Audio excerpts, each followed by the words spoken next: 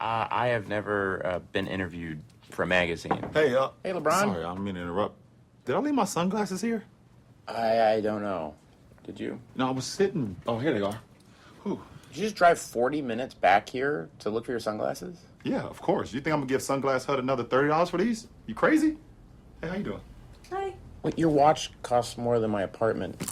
Oh, this thing. Oh, that was a gift. We're watching Downton Abbey later. If I get out of here on time, yeah, we could watch it. If not, let's do it tomorrow. What? Listen, I'm watching it tonight because I'm not gonna go to practice in the morning, and all the guys are talking about it, and I'm left out.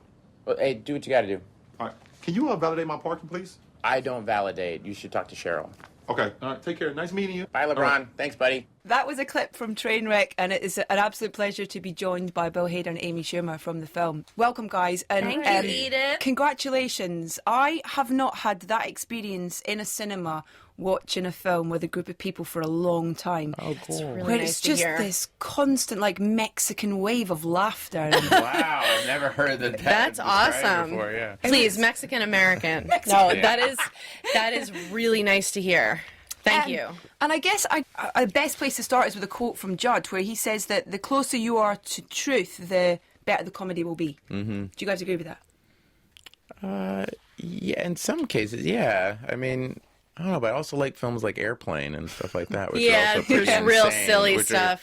Yeah, and the Wet Hot American Summer TV shows on Netflix and stuff, which is just insanity. But I don't know, in this case, yeah, I think when people relate to it, it's always I think good. it's a huge release Yeah. to see, like, to recognize a behavior in yourself, or just say, yes, that annoys me too, and really, it's Yeah, kind of there could be, like, therapeutic an to laugh. honesty about it, yeah. Yeah. And with the film, because Judd obviously wanted to make this film with you, Yeah.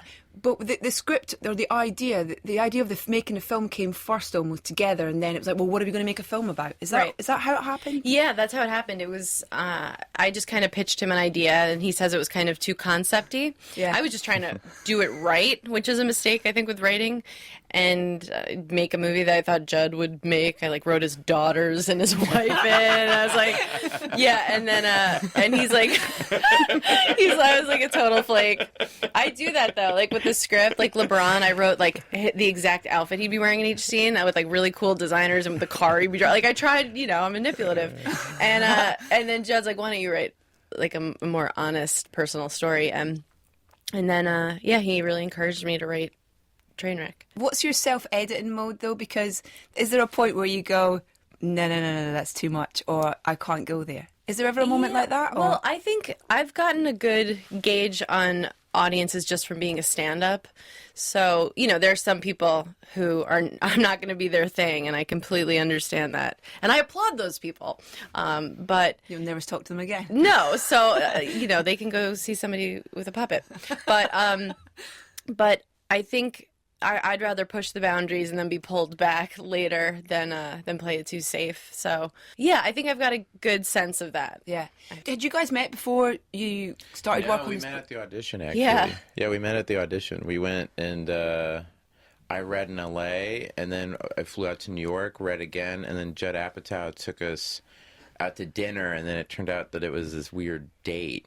Yeah, Where he had us eat. Did he order for you? I mean, No, I mean practically. And then he had us eat this dinner, and then he set off to the side and just took pictures of us, and we kind of were just talking about people that we had in common and stuff like that. But I think he just wanted to see if we could be relaxed around each other. I don't know what it was. Slightly I still don't stalker-like. know what it was. I don't know if anything good came out of that, or I got The movie. food was good, and Yeah, you're in the Bravo. movie. Yeah, did he I'm in the delete the movie. pictures? I mean, kind of, I bet Judd still has them. No, they're the wallpaper on his laptop. Yeah, that's actually. weird. It's our Very screensaver on his strange. phone. Yeah, I know. When We're we like, you have call- children, sir. I know, and he's like, but this is what I remember. How much of on set when you're filming is from a script? Because I've watched the outtakes from the film. I mean, it's kind of it's a daily Well, ritual now, to be honest. But I've been saying this a lot, but I've worked on a lot of these Judd movies, and usually the scripts are about 75% there because we know we're going to improvise a lot, and so it's like leaving room for improv. But Amy wrote a script that was 100% there. I mean, it was just he sent it to me, and I just said, we could just do this word for word. I mean, it was so funny and so incredibly moving and honest, kind of everything everybody's saying about the movie. It was all there, So we're already starting at like 100. So the only place when you improvise, you could just go up. So I think we would do it as written a couple of times, and then Joe would say, like you said, he likes options. He likes a lot of options you know. and alternates, so Yeah. we would give him those, and then it was hard to choose which joke to use I bet. because there were a lot that we loved. Well, that's the thing that I think a lot of people might not expect about the film is that it's absolutely hilarious. But it's really tender. And it's really moving as well. And it's not just about this girl who, doesn't believe in monogamy finding the Yeah. guy and stuff. There's so much more going on to it. Stuff. And there's lovely layers to the Thank film you. as well. I think people are really surprised by that. I've gotten a lot of tweets where they're like, I expected to laugh, but I didn't expect to see this, like, emotional People love story. cry, Yeah. People cry in the I still film. cry when I watch it. I was watching an interview with you actually you did in Australia, and the host was kind of going, I did both types of crying to this film, kind of laugh crying, sad cry to it Yeah. sort of thing. Not That's many the films best. can get that, that tone right Yeah. to drop you in that at a moment you're unexpecting it. I love movies like that and comedians like that. And I think I'm like very appreciative of when I get to have an experience. And to evoke emotion in people is like so amazing. Can you think of films for you guys growing up, or when when you were watching films in a certain way that made you that this had a similar feeling to? Yeah, I really liked. I was just thinking of with Meryl Streep where he's waiting to find out if he gets into heaven. Oh, Defending Your Life. Defending Your Life. Yeah. I've been thinking about that movie a lot. That's another. It was comedy and kind of ridiculous, Yeah. but like really beautiful. And I loved There's Goldie some- Hawn movies. Yeah, I she's the one that always gets me, I get weirdly emotional at because it's a bonkers movie. Yeah. Is Raising Arizona. Yeah. The ending of Raising Arizona always makes me cry, where he has the dream about having a family, and it's just like this weird, he's this kind of messed up guy, he's a criminal, he's made all these kind of bad decisions and stuff, and then you kind of see in his heart he's kind of like this poet, and he's very tender and sweet, Yeah. and just the idea like the old folks, and it's just such a sweet ending, that movie. Yeah. I always get choked up at the end of that film. casting as well. When casting surprises you, when you get an actor or an actress in a film and you go, what? Yeah. That I love That that happened so much. endlessly Yeah. on this movie. Well, I mean, Yeah. Tilda is a great example Yeah. of Tilda that. was Oh my so God. funny. I mean, she's already just one of the best actors of our time, but she was so hilarious. Yeah. Yeah, and LeBron Effortless. James and John Cena, Comedy these athletes. geniuses? Yeah, I mean, they who were knew? they were Effortless. hilarious. That's the stuff that you go to school, you take improv classes, and people train for years. Decades, and they're they just- inherently instinctively knew how to do it. effortlessly showed Yeah. up and were the funniest people in the movie. And John as well. John Cena's Steve was Unreal. just Unreal. Yeah. Most of his It's not lines fair. were just off the cuff from him. It's not fair. That's the truth. It's not fair. Yeah, Never it casting them. really puts a rain cloud over No, both it just of our heads. bums us out. It's all we have. It's Yeah. the only thing we have in this Yeah. world. One thing I wanted to ask about is, Bill, because you're going to have a monopoly on the box office after this film is released, in terms of this and then Inside Out. Congratulations on that film as Oh, well. thank I mean, you. It's just a wonderful film. Comedy-wise, is British comedy anything that came into your world? Oh, huge. Growing up, Absolutely. Huge. You're a Still. Monty Python fan, were My you? Blackadder, Oh, wow. everything. I mean, I think most of the comedy that I liked growing up was British comedy. I love to be Tracy honest. Ullman. Oh, Tracy yes. Ullman, unreal. yeah. Unreal.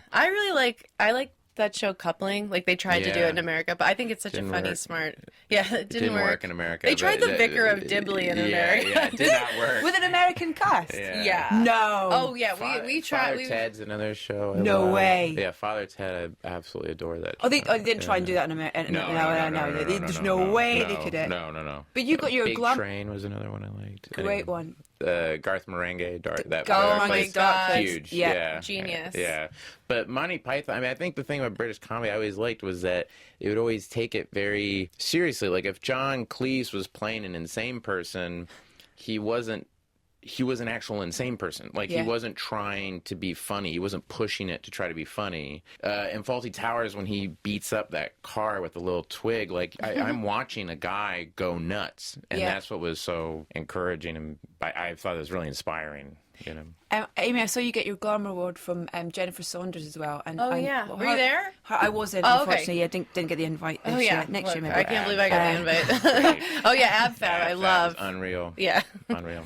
Have you found it easy to be heard? Like in the start, when you were starting out, was it easy to get noticed and to get recognised and to get that foot on the ladder? Yeah, actually, I'd been doing stand-up for just a couple years, and I'd already been doing theater since I was 5, so I didn't have to get over stage fright. I was pretty confident already, and it's about like likability at first, I think, because nobody's a good comedian for years, and I got on that reality show Last Comic Standing, and doors opened for me. I wouldn't say I mean I've done the work. I've worked my ass off, but I've had a gilded path, I guess. Yeah. Yeah. And with this, just everyone's talking about this film, and it's quite rightly so, because it's brilliant on all levels. you. The performances, the writing, the directing and stuff.